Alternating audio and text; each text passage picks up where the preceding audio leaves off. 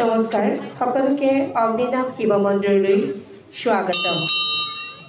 আজি সোমবাৰ আৰু এতিয়া সোমবাৰৰ ৰাজহুৱা বন্তিগছ প্ৰজ্বলন কৰিবলৈ লোৱা হৈছে।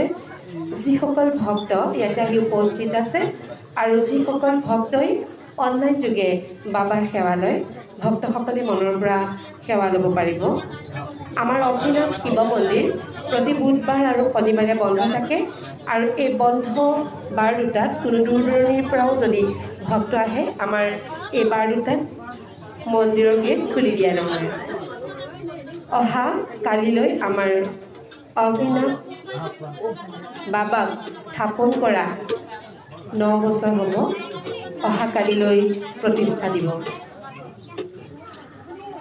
আৰু এতিয়া ৰাজহুৱা বন্তিগছ প্ৰজ্বলন কৰা হ'ব।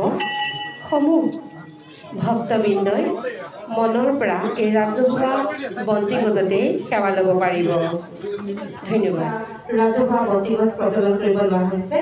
ভক্তিভাৱেৰে মনৰ পৰা আপোনালোক সকলোৱে সেৱা ল'ব। বাবাক সেৱা ল'ব আহিছে, মন শুদ্ধতাৰে কেৱল মাত্ৰ বাবাৰ সেৱা লওক। আৰু আমি এতিয়া ৰাজহুৱা বন্তিগছ প্ৰজ্বলন কৰা হ'ল আৰু এতিয়া সকলোৱে সেৱা ল'ব।